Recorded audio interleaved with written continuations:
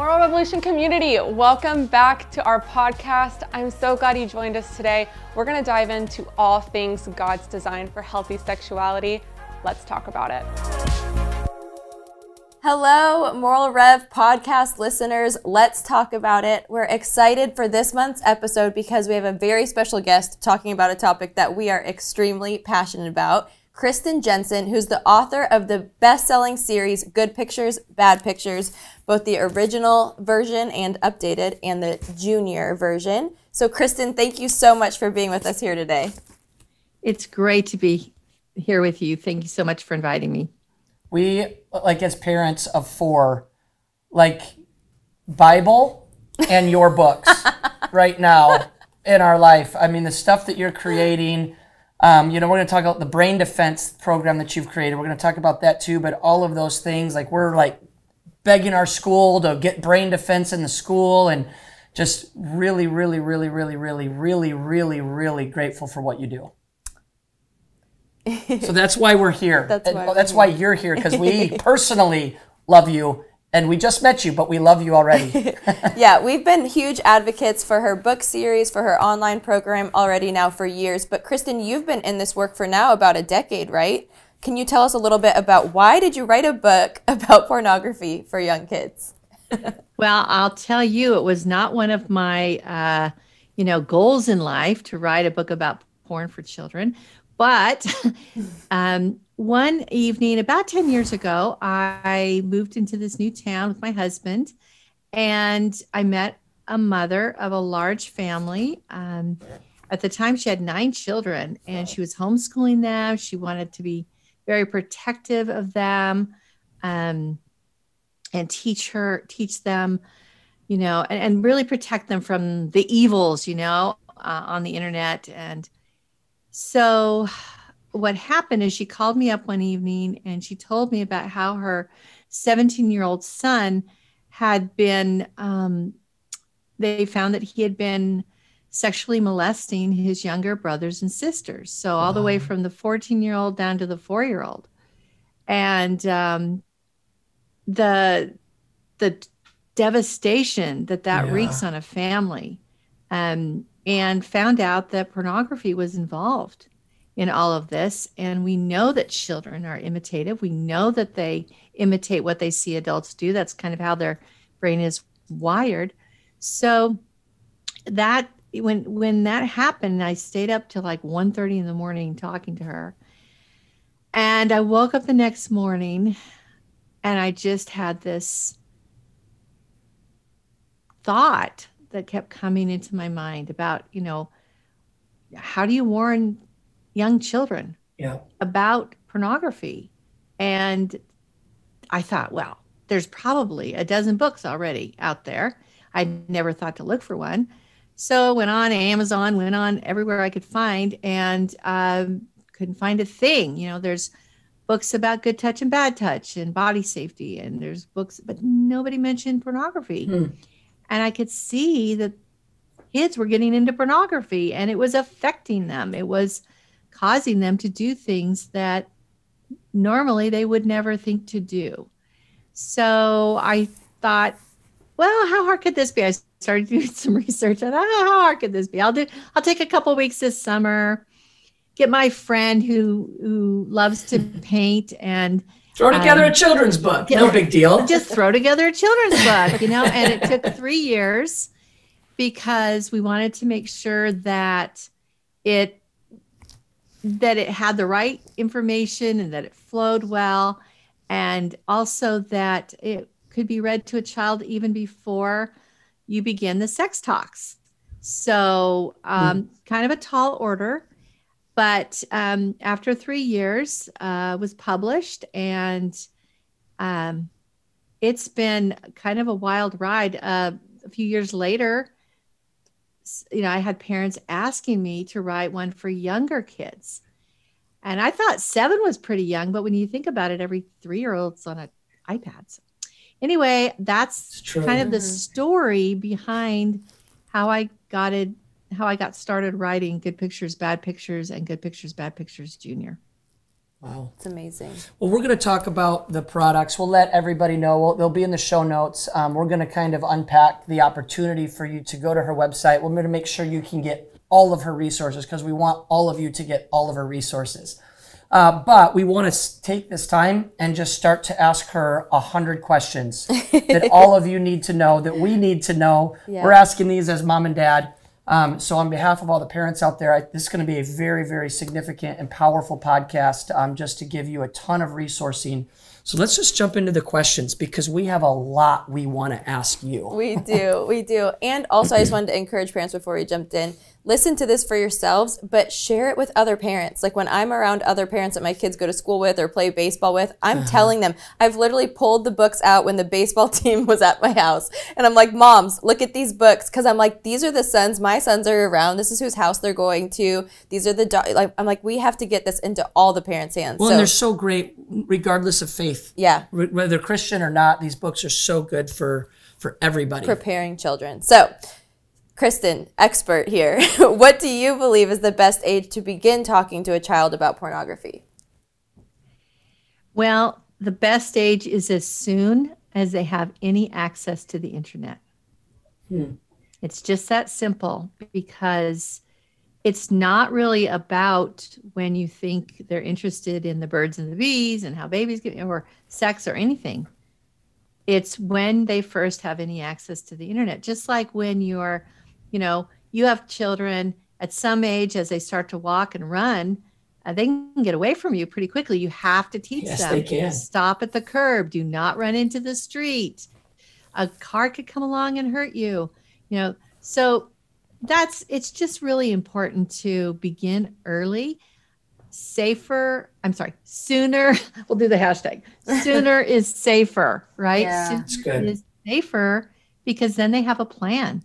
Then they know it's okay to talk to you about it. Yeah. And young children, especially, they'll do what you ask them to do if you explain it. Mm-hmm. And so true. So that's Now, it. Just as soon as they have any access to the internet. How does that conversation shift as they get older? With that conversation, so let's say a child has access at 6. I imagine that conversation's different if your child's 10. What are some of the things that parents should be considering at the different age points as they're navigating these conversations? Yeah, I kind of pull together a chart when I do a presentation. And basically, you want to start with just simple things. So in Good Pictures, Bad Pictures Junior, we talk about picture poison. We talk about how, there's some things that we shouldn't be eating or drinking, right? They're poison for our bodies. And the same thing, with the pictures that we bring into our minds. And so starting young, and then as they get older, so in the next book, we talk about addiction and explain the brain science behind addiction, the thinking brain and the feeling brain, and how, the plan that we present in that book, the Can-Do Plan, is really based on neuroscience, what actually works to help children, curious children, to be able to turn away from these videos and these pictures, even though they're very, very, they may be drawn to them. Yeah. So then I would, as they get, 10, 11, 12, I would begin talking to them. And we do mention it in the book, but, really stressing about how pornography is dehumanizing. Mm-hmm. It makes us, objectify people and give examples. An object like a ball you can kick, and who cares, right? Ball isn't hurt, doesn't have feelings. And but when pornography objectifies the human body, and it's all about parts, and it's not really about the whole person. And so it's very important to start those kinds of conversations. The difference between healthy sex and unhealthy sex that is portrayed in pornography, and how they are opposite. Yeah. So that's important. And also how it's linked to sex trafficking. And there are many links, pornography feeds. Yeah. The whole desire for sex trafficking, for prostitution, and children get pulled into it because as you get addicted to something, you want more and more extreme pornography to get the same level of arousal. And that is why there's so much, very young teen, porn out there. And so step by step as they mature, we need to give them more and better arguments against pornography. Yeah. And we try to provide those at Protect Young Minds. And I'm starting to write another book, a third book for tweens to present some more of these arguments in a stronger manner so that kids can really see and make a choice. Because if they don't have the information, how are they going to make a good choice? Yeah, they can't. Well, and so, it even sounds to me where you're not saying, hey, sit down and have this one moment, hey, nice mug, by the way. Cheers. Where you're not having necessarily this one moment that's the talk, because that's kind of the language that people have used for a long time. What you're describing to me is an ongoing, consistent dialogue that's kind of woven throughout their childhood as opposed to one moment. Yeah, am I hearing that right? Absolutely. Because porn isn't going to just come at them one time. Yeah. And then they say, oh no, I won't do it. Okay. I'm not going to look. Okay. No, it's as much as, parents, you may be online, you may be on social media, you may not see this stuff because social media is not going to dish up to you the same things it's dishing up to your children. And your children may have friends that are trying to get them to look at pornography or introducing them to pornography. Teaching your children to be strong and that it's okay to go against the crowd sometimes, I think is a vital lesson. So that it's an ongoing conversation because pornography and sextortion and predators online, all of these conversations, those things are constantly, hitting our kids, even if we don't know that. And many parents don't realize that there's something we call a naivete gap between, and there's study after study that shows that parents don't realize the negative influences, the negative things that are happening with their kids online. A recent study was in the UK where they talked to parents, questioned them, and 25% of the parents said, yeah, I think my kid has seen porn, when really it was 53%, so more than double. And when it came to girls, right, their daughters, and these were their own kids that they surveyed, 17% thought their daughters had seen porn. But guess what? 58% had seen porn in reality. 58%. So Chloe is getting locked in a little bit less for the next boys, 15 years. But not much. And the thing is this, we have, and I'm sure you guys have talked about this, but we have this myth in our society and maybe around the world, but that girls are not as sexual. The girls are not as curious about sex as boys. And I believe that's a myth. Yeah. When I was a girl, I was curious. Yeah. And I don't think I'm that different than anyone else. Girls may go to porn for different reasons in the beginning, but they can become just as addicted as young men to pornography. So I love it. One of the biggest arguments or worries or fears that I tend to hear from parents that causes them to not want to talk to their kids about it, where they're like, I don't think they know about it yet. I don't think they've had friends. Well, clearly that statistic proves them wrong. Right. But I think it's the one that even parents still listening would be like, well, my kid's too young, or my kid's the exception, or there's no way, is because they have this fear or worry that, oh, if I tell them, they're just going to get more curious and go search it out. What would you say to that? I would say that we can't predict the future. We can just do the best we can to prepare our children. So if you think preparing your children to face pornography is just to keep quiet about it, well, guess what? That's what's been happening for decades. And guess what? It's not working. Mm-hmm. So you really have two plans. One is I'm going to cross my fingers and hope that my kid does not get into porn until the day after I start talking about it, or the week after, right? And it's like trying to time the market. It doesn't work. So you might as well start playing the lottery and the stock market if that's your approach, you're saying. That's right. Yeah. I hate to tell you, but so many parents are caught off guard. They didn't think that their child would be interested in this because, they think I've raised my child right. I've, taught them good principles, and we've talked about this, but, or I just can't believe that my good kid would ever, well, kids are curious. They're biologically wired to be interested in these things. It's just that in the past, they haven't been so available with the smartphones. Everybody has a portal to porn in their pocket.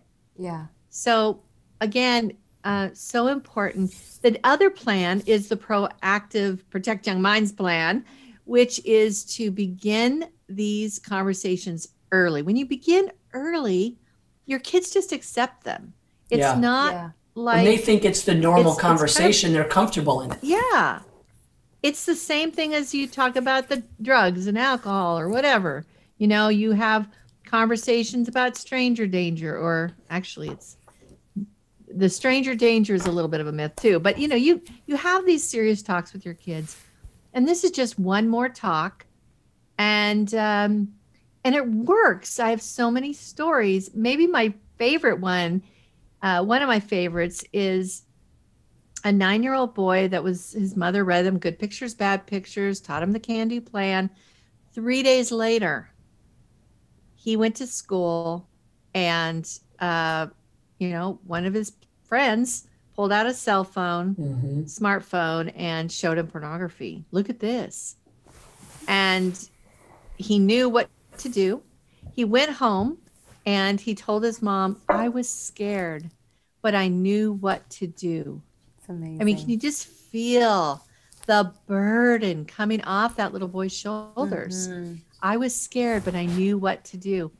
So in Good Pictures, Bad Pictures, we basically accomplished 3 things. And the first one is we give kids a definition of what pornography or bad pictures are.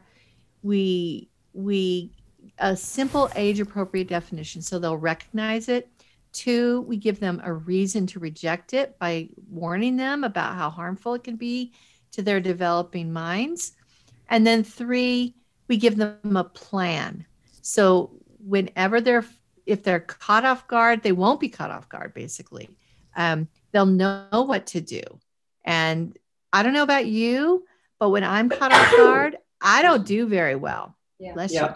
I don't do very well when I'm caught off guard, and our kids won't do very well either. And so those are the things every child needs, because no child deserves to face the porn industry alone. You're right. And unprepared. When and would they're you say that unprepared, that's they don't do so well. Yeah. Would you say that's what that does? For those parents that Kate's talking about that are concerned that they're going to put the idea in their head to search, I imagine that doesn't do that. I'd love for you to speak to this, maybe just a concluding thought on that. Like, essentially that kid is, now he's not, that he or she isn't caught off guard, is essentially what you're saying. Is the reason you get proactive and you talk about it earlier than you think you should is so that when they're in that dark cave, so to speak, moment, they actually know how to respond. Mm-hmm. That's kind of what I hear you saying. Absolutely. And there's so much power in that. And there's choice. Mm-hmm. I don't believe a child has a true choice if they haven't been educated about what you expect them to do. Yep. If you don't, and then they choose it, you can't get mad at them. You really can't. And you can't say, I'm so disappointed in you. you really need to, educate them. And even if they do, even after you've educated them and they get caught, you just need to keep lovingly, talking to them about it and helping them see that.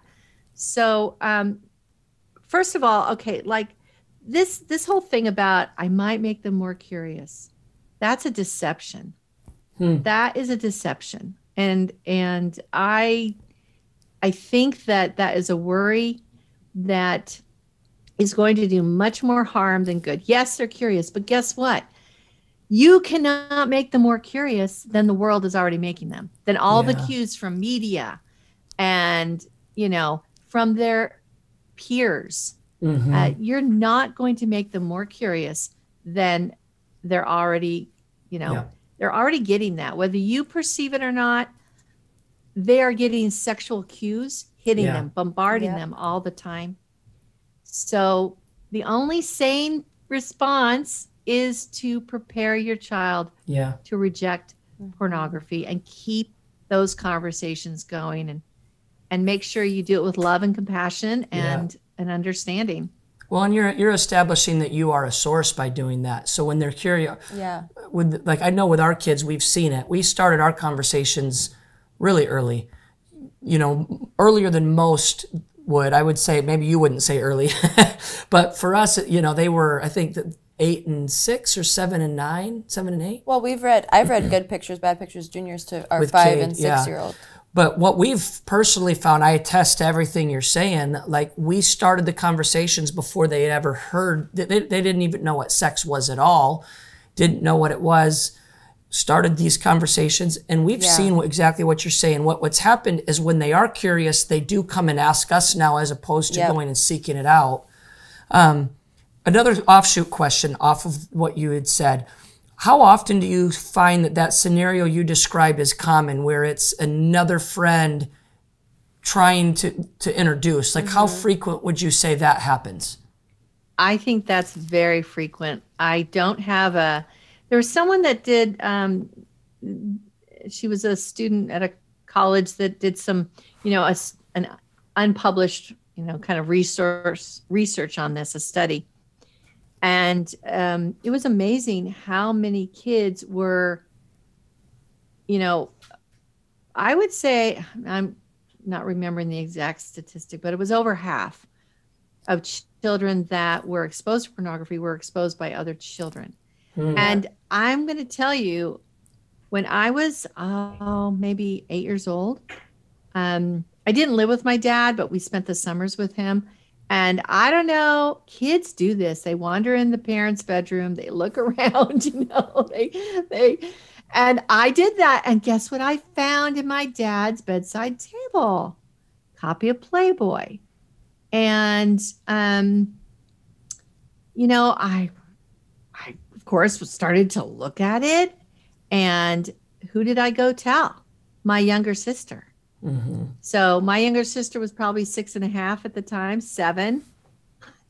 So I was corrupting her basically.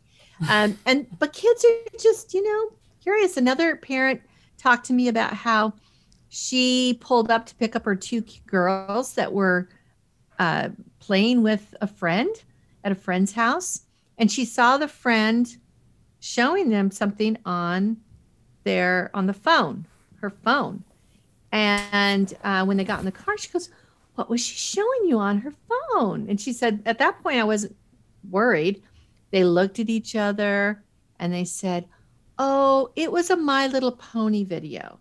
They lied because they just didn't even have the vocabulary to explain what they had seen. And they knew it felt shameful to them. So I say pornography is shameful, but it's not shameful to talk about it and to warn our kids about it. So anyway, several months later, she read Good Pictures, Bad Pictures to the girls. And they said, "Mom, it wasn't a My Little Pony video. Remember that time? It was pornography." She showed me pornography. And so then they had the vocabulary and they had permission to open up, because children, by and large, will not tell anybody. And this study showed it too. Again, it's not published, so but it does confirm what I've heard from a lot of other experts and psychologists, therapists that say that children don't tend to, and this is another myth. Oh, well, if my child saw something like that, they would come right to me and tell me. And they don't. They keep it to themselves, and then it just festers and it's a burden.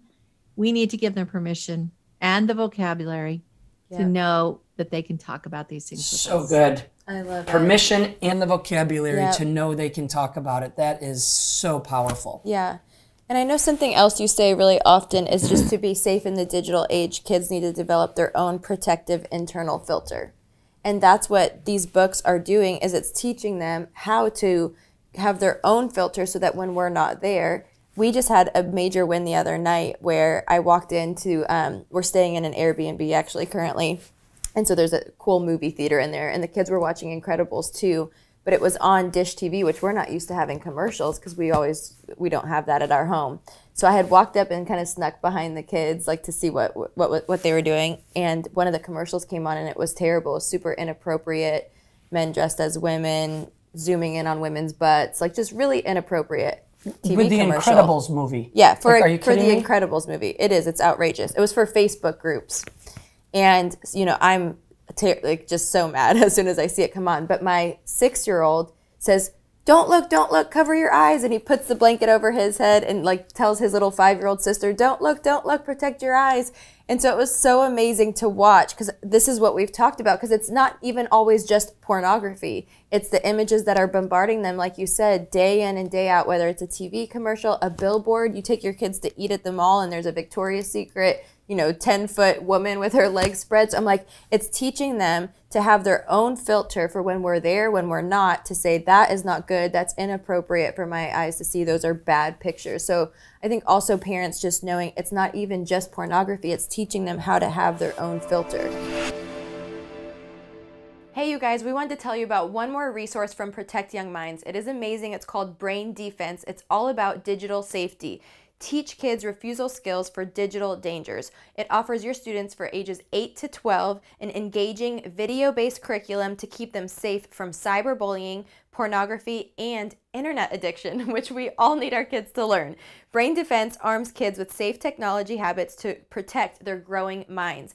And it is led by the Brain Gang, a group of young teenagers, which science-based 40 years of evidence-based research has shown that that's what kids are going to learn from. There's so much that your students are going to love. You can get it in your school. You can do it in your home. So check out braindefense.org.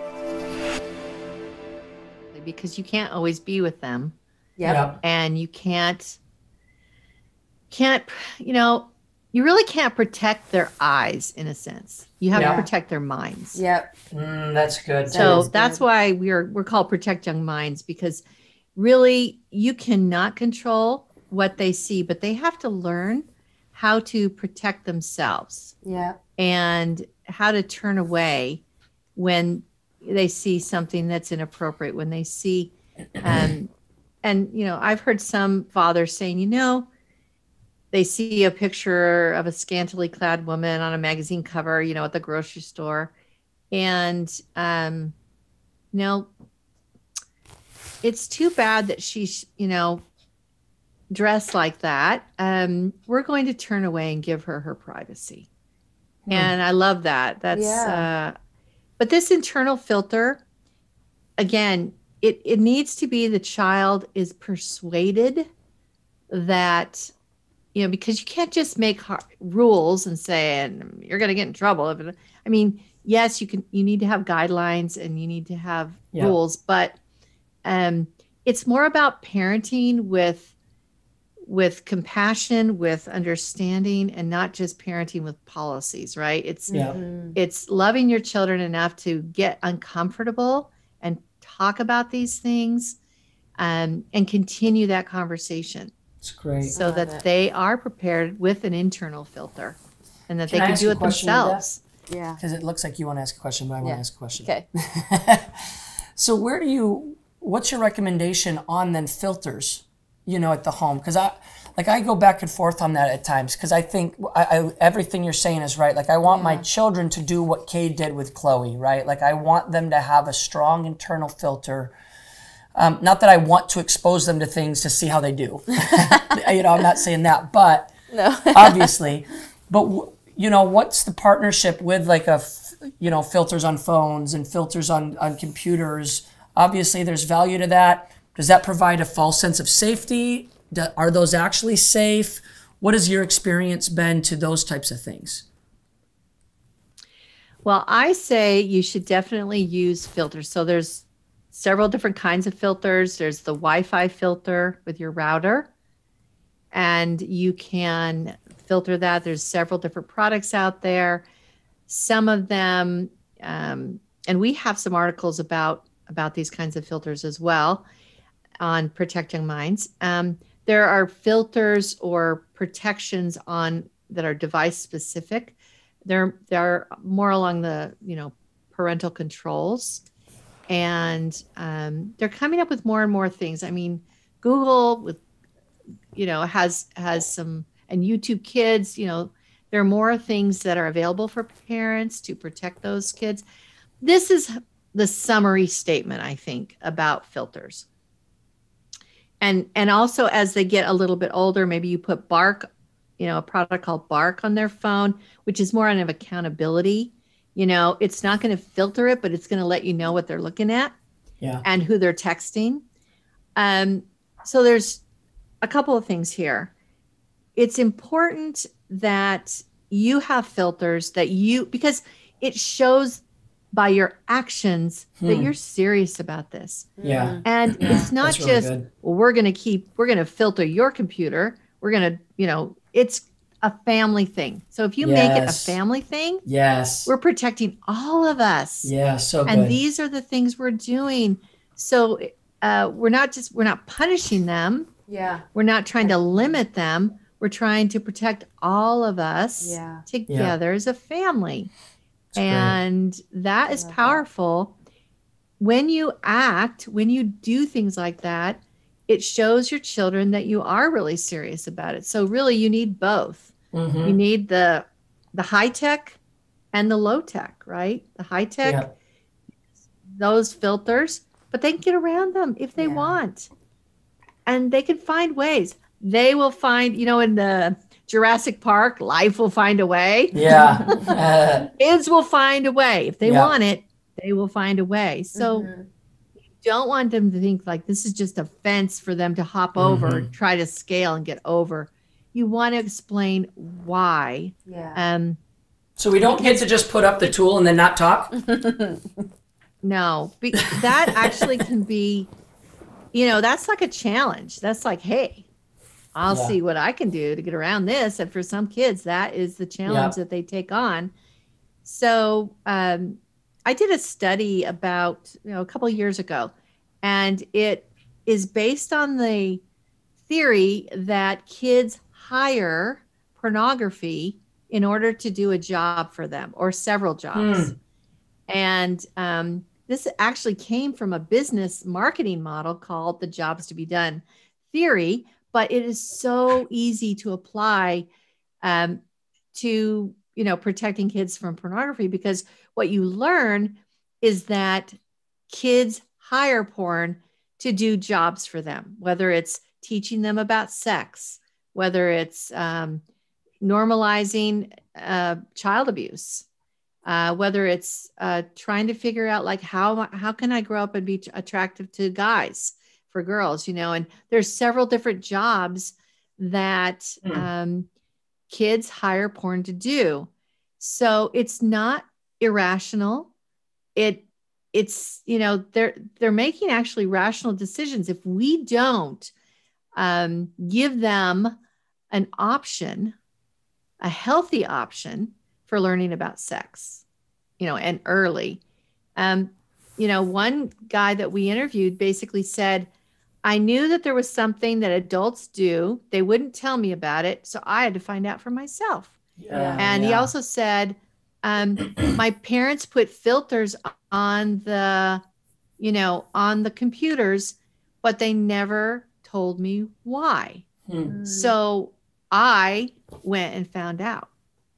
And he found out a way to get past them and through them. And so it's just better to be open with our kids, give them an internal filter, give them the other high-tech filters, do it all.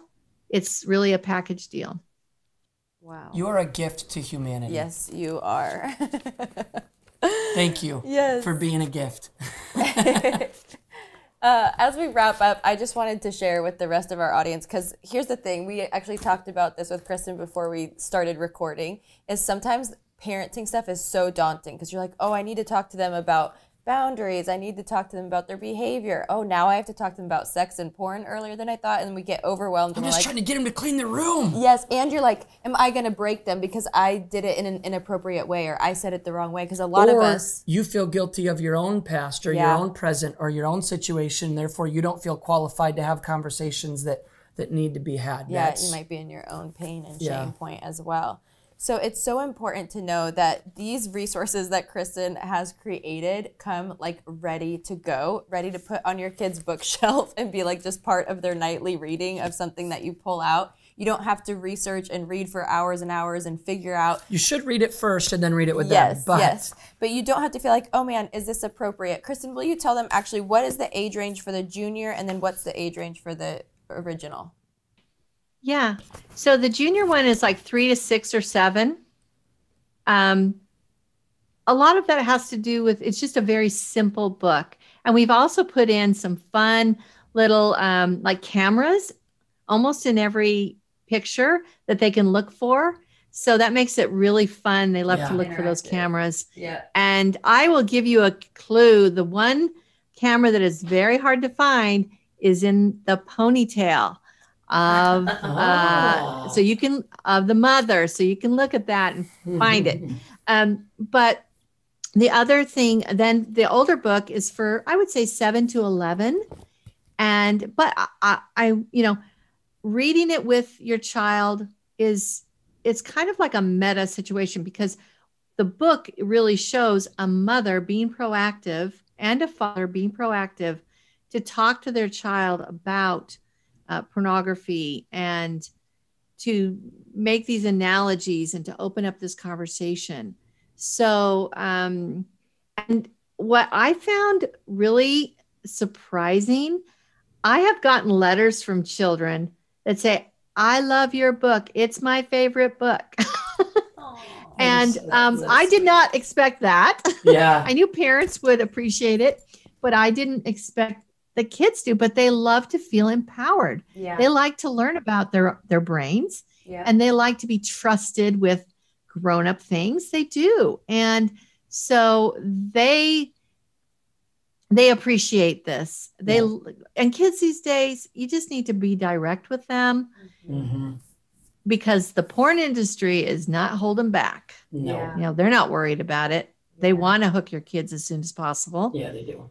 And so we need to really shine a light on pornography so that, our kids won't get tangled up with it in the dark. Yeah. When we shine a light, our kids can see just how harmful it is, and they can make the decision to look away and to not, have those pictures in their brain, but to have good pictures in their brain. So last thing talk about brain defense, because that's a new thing that you guys have created that's not necessarily a book. It's something that we're working on getting into our school where our kids go. Love for you just to kind of say, hey, here's what brain defense is about. Give everybody the details on that. Yes. So brain defense is a curriculum for kids ages 8 to 12. And it stars the Brain Gang, because this was built on prevention science principles. And there's a whole body of prevention science that shows how to reduce risky behaviors in children.